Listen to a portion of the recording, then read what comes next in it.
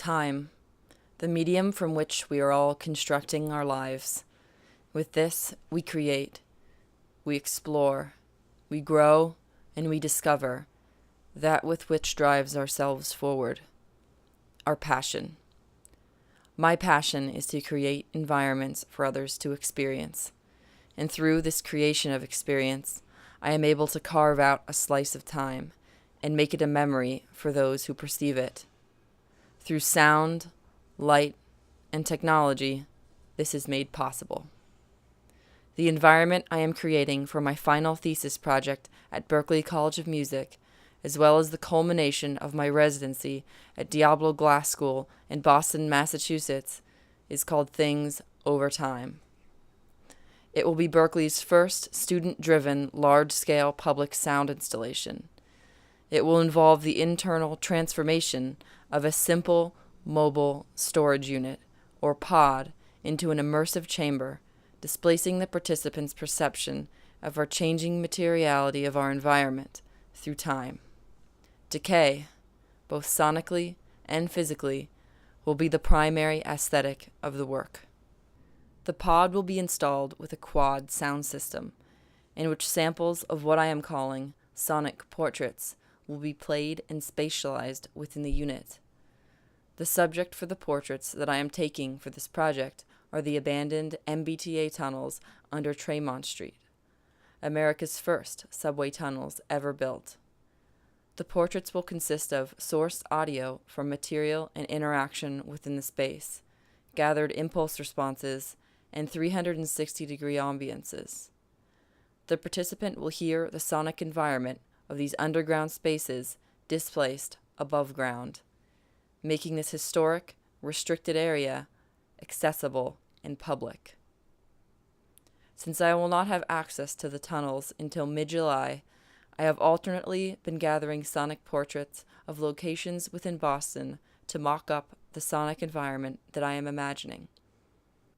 What you are about to hear is an example of one of these portraits using samples taken from Belchertown State School in western Massachusetts.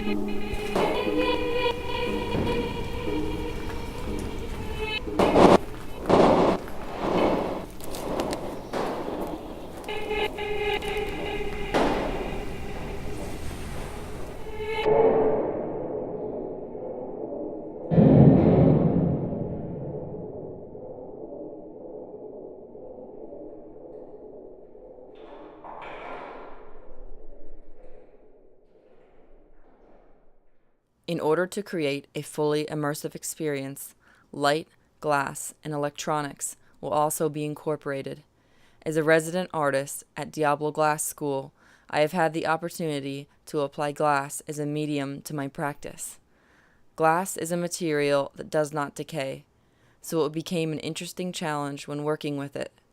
It does, however, have the ability to preserve and to capture the ephemeral nature of both sound and light. Located at the back of the pod, a horizontal changing landscape of glass will replace the wall. A variety of shaped, size, burnt, and broken glass pieces will diffuse and refract the light within the unit. During the day, natural light will penetrate the inside of the pod, creating natural optical refractions surrounding the space. And at night, these visuals will be controlled by LEDs placed within the unit.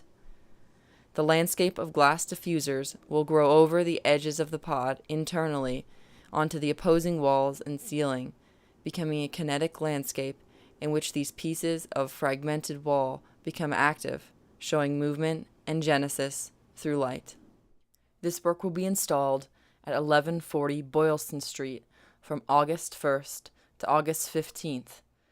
Even with the support of the army of glassblowers at Diablo willing to collaborate, along with the numerous sponsors that have generously donated to this project, there are still some gaps to fill.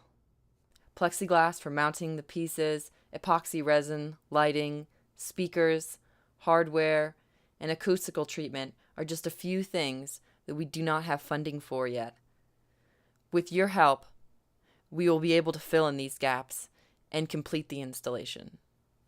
Anything you can contribute will be more than helpful.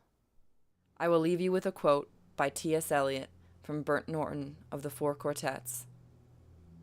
All time is unredeemable.